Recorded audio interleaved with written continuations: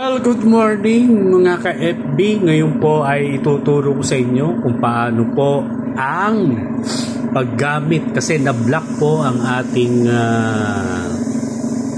na-block po yung ating GCash sa Kuwait. So kailangan daw po natin gumamit ng VPN, no? Kasi kung wala pong VPN hindi po natin magagamit 'yan. So ang lalabas po niyan ay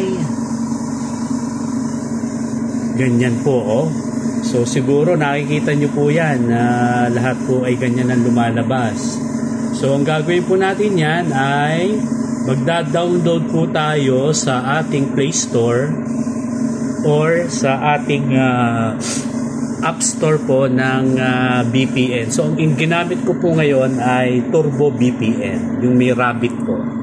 So ang gagawin nyo po dyan is kindly open nyo lang po siya, continue sa app, i-tap connect nyo lang po yung rabbit, no? Yan po, tap connect po niyan. Yan. Pindutin mo yung carrots. Then after po niyan, pag connected ka na, yon. So, balik ka lang dyan. Yun po yung connected na. So, makikita mo po ang connection. Lumalakad po yung kanyang timer. So, exit ka lang. Exit ka lang po. Wag nyo pong i-close yung application. Exit ka lang po. And then, balik po tayo sa GCash.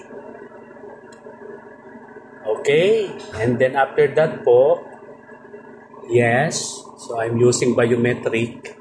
Ayan po, lalabas na po dyan ang connection natin sa GCash. Okay, yan, nalaman tuloy. Nalaman tuloy ang laman ng GCash ko. Ayan mga kaibigan, so ganyan lang kasimple po ha. So, download po ang apps mga kaibigan. Download mo lang po ang apps, any VPN. Pero ang ginamit ko po ay Turbo VPN. So, yan po. Kasi sa Kuwait ay naka-block po ang ating GCash. So, yan po yung aking simple tutorial mga kaibigan. Sana na may naintindihan nyo kung paano na po.